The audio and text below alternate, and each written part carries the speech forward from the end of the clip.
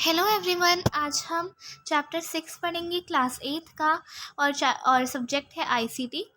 चलिए, इस चैप्टर का नाम है इंटरनेट एंड आईसीटी इन्वायरमेंट 04 और ये है हमारी एक्सरसाइजेस। तो चलिए हम लोग शुरू करते हैं। इसमें पहला क्वेश्चन है बहुकल्पीय प्रश्न। इसका मतलब होता है एमसीक्यूज। तो चलिए, इसमें है इंटरनेट के माध्यम से निम्नलिखित किन तरीकों की मदद से हम एक दूसरे से प्रतिदिन कभी भी संपर्क कर सकते हैं।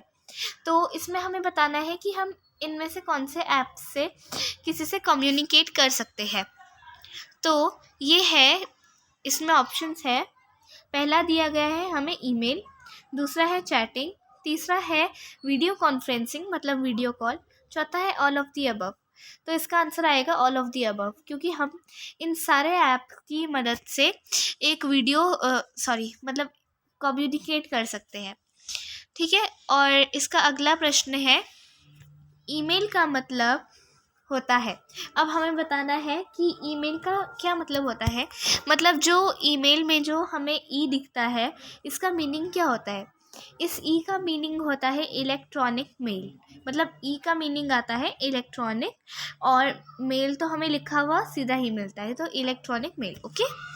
नेक्स्ट है, ईमेल को लिखने के लिए बटन पर सिंगल क्लिक करें। मतलब हमें ईमेल लिखने के लिए कौन से बटन पे सिंगल क्लिक करना चाहिए जिससे हम ईमेल लिख सकें। तो इसमें आएगा कंपोज बटन। कंपोज बटन पे हम सिंगल क्लिक कर सकते हैं, जिससे हमें लिखना होता है, मतलब जिससे हम भेज सकते हैं, लिखना शुरू कर सकते हैं। नेक्स्ट है, हमारे घर के लेटर बॉक्स जैसा होता है, जिसमें हमको भेजी गई सारी मेल्स मतलब लेटर्स दिखाई देंगी। मतलब कि हमें कोई ऐसा नाम बताना है जो हमारे घर के लेटर बॉक्स जैसा ही दिखे, और जिसमें हमें सारी मेल्स जो भी हमें भेजी गई है लेटर्स, वो सब दिखाई देंगे। तो इनबॉक्स होता है जो कि ऐसा दिखता है। आगे देखते हैं। ये है रिक्त स्थान भरो। इसका मतलब है कि आपको फिल इन द ब्लैंक्स करने हैं।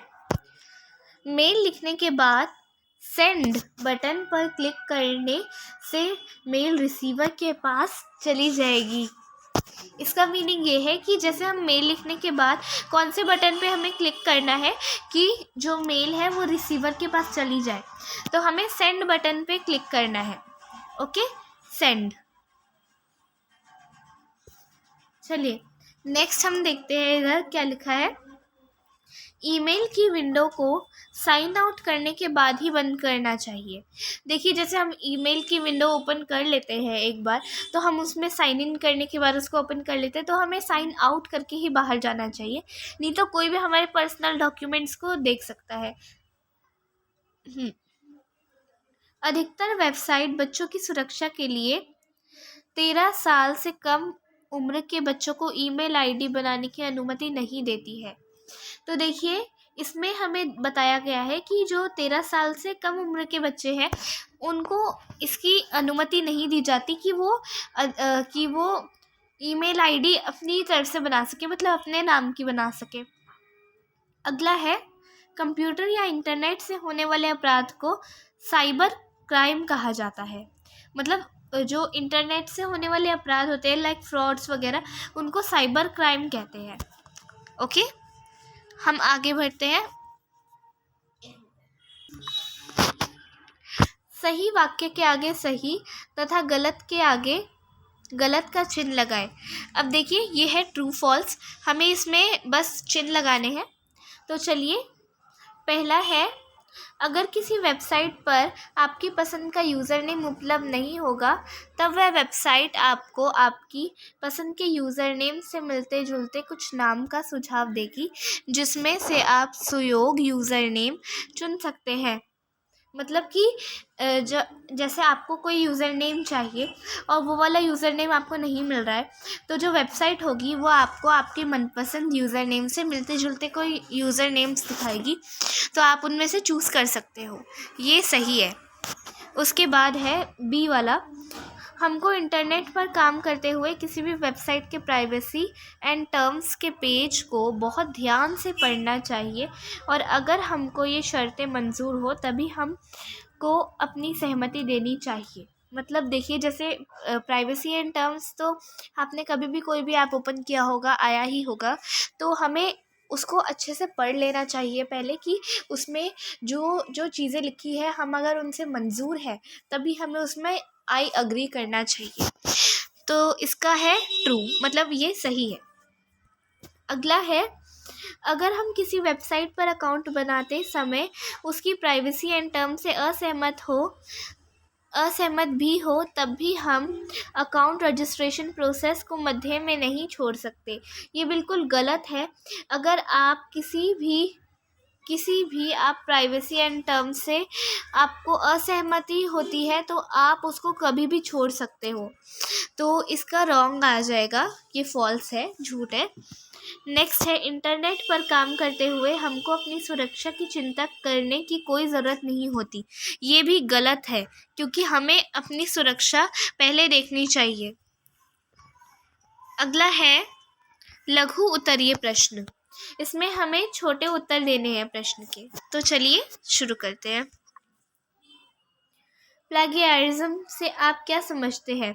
किसी और के द्वारा किए गए किसी भी तरह के आविष्कार या साहित्य, लेखन, कला और संगीत के क्षेत्र में किए गए किसी और के मौलिक काम या विचार को बिना उस व्यक्ति को श्रेय दिए अपने नाम से प्रस्तुत करने को प्लेगियरिज्म कहते हैं। मतलब देखिए, जैसे किसी और ने कुछ काम किया अच्छा, जैसे साहित्य, लेखन, कला, जैसे किसी और ने कोई अच्छी सी पेंटिंग बनाई, उस क्षेत्र में किए गए किसी और के मौलिक काम या विचार को बिना उस व्यक्ति को श्रेय दिए अपने नाम से प्रस्तुत करने को। देखिए, जैसे किसी ने कोई अच्छी सी पेंटिंग बनाई और आपने उस पेंटिंग को पोस्ट कर दिया अपनी आईडी से, और आपने उसमें लिखा नहीं कि ये इस इंसान ने बनाई है, तो आपने क्या किया?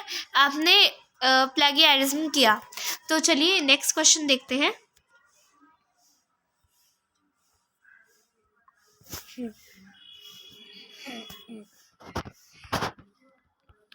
नेक्स्ट है, पासवर्ड की सुरक्षा के किन्हीं 4 साधारण उपायों के बारे में लिखें।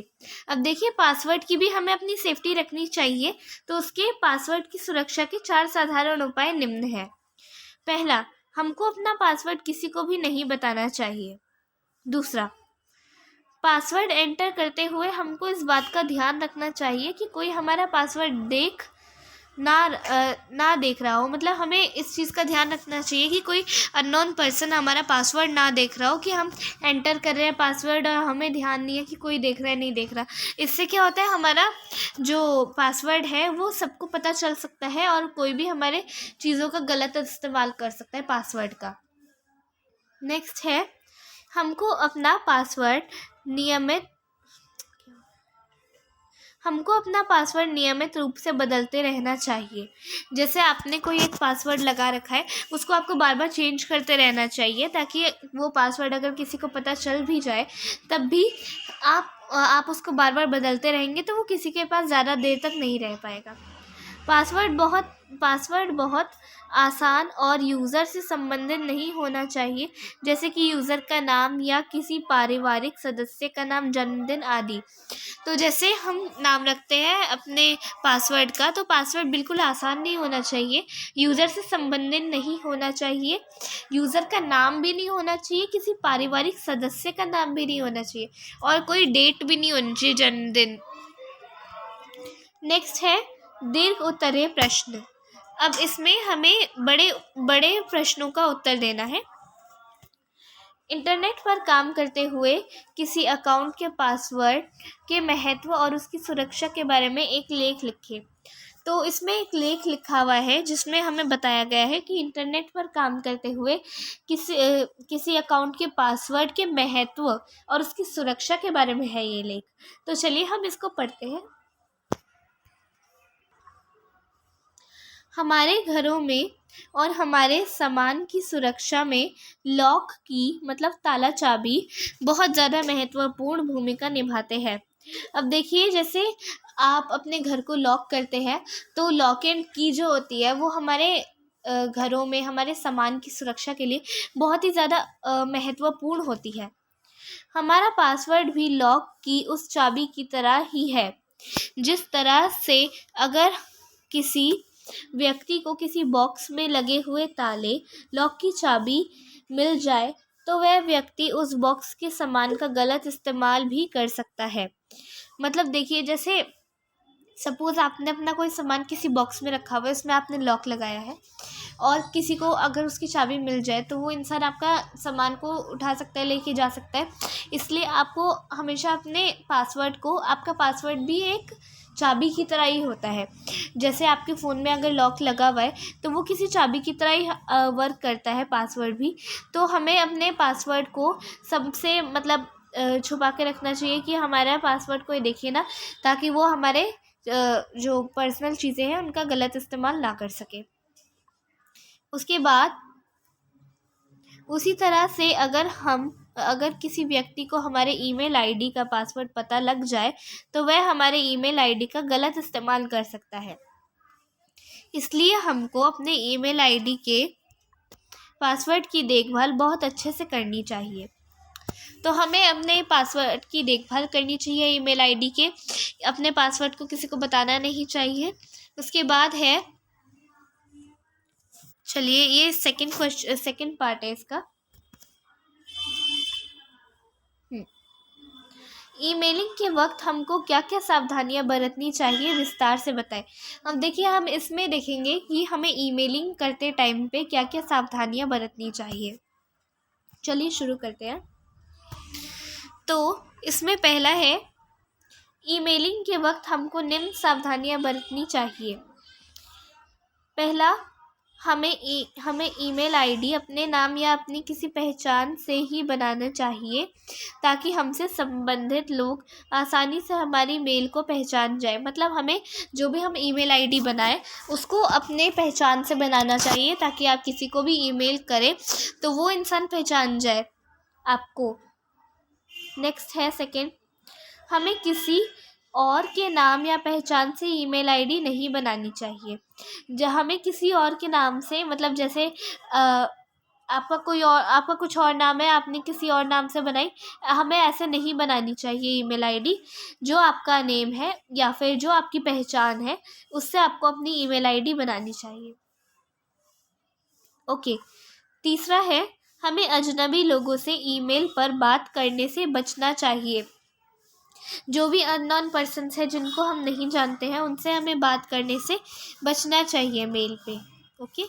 नेक्स्ट हम पढ़ते हैं,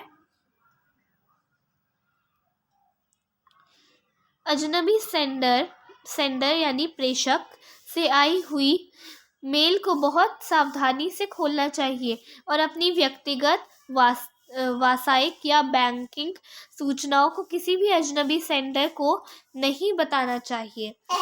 देखिए, जैसे हमारे पास कोई भी सूचनाएं हैं हमारे बैंक से रिलेटेड, हमारी खुद की, तो हमें किसी भी अननोन पर्सन को नहीं बतानी चाहिए वो सारी सूचनाएं। फिफ्थ है, हमको फ्रॉडलेंट यानी धोखाधड़ी वाली मेल से बहुत सावधान रहना चाहिए। जो भी मेल्स आपको लगता है कि ये धोखाधड़ी टाइप की मेल है उससे आपको दूर रहना चाहिए। उसको आपको बहुत सावधानी से भी खोलना चाहिए। 6 है, किसी मेल में कोई ट्रोजन हाउस की तरह का कोई प्रोग्राम भी छुपा हो सकता है जो अपने आप को बहुत उपयोगी होने का ढोंग करे, लेकिन वास्तविकता में वह दुर्भावनापूर्ण हो। हमें इस तरह की मेल को नज़रअंदाज कर देना चाहिए। देखिए, जैसे हमारे पास कोई भी मेल आती है जो हमें बहुत काम की लगती है, यूज़फुल लगती है, हमें उसको भी बहुत सावधानी से खोलना चाहिए क्योंकि उसमें कोई दुर्भावनापूर्ण मैसेजेस हो सकते हैं। चलिए नेक्स्ट हम देखते हैं, किसी भी दूसरे व्यक्ति के बारे में आई हुई खराब मेल को आगे भेजकर मामले को फैलाना नहीं चाहिए। देखिए जैसे कि क्या होता है कि किसी के भी बारे में हमारे पास कोई ख़राब मेल आती है, हमें उसको आगे आगे फॉरवर्ड नहीं करना चाहिए, जिससे कि वो मेल आगे आगे ना जाती जाए। कोई भी ख़राब मेल को आपको आगे भेजकर मामले को फैलाना नहीं चाहिए। फिर लास्ट और 8th पॉइंट है, किसी भी संदेहात्मक मेल को बिना कोई पल गवाए तुरंत अपने माता पिता, अध्यापक या अभिभावक को दिखाए और उनसे मार्गदर्शन हमें लेना चाहिए। मतलब आपको कोई भी अजीब सी मेल दिखे या फिर जिसमें आपको कोई शक हो, तो उसको बिना एक भी पल गवाए अपने माता पिता को, अध्यापक को या अपने अभिभावक को दिखाकर आप उनसे मार्गदर्शन ले सकते हैं। और यहाँ पे होता है आपका चैप्टर ख़त्म। थैंक यू अगर आपने पूरी वीडियो देखी है, और प्लीज़ लाइक कीजिए, शेयर कीजिए और चैनल को सब्सक्राइब कीजिए। Thank you.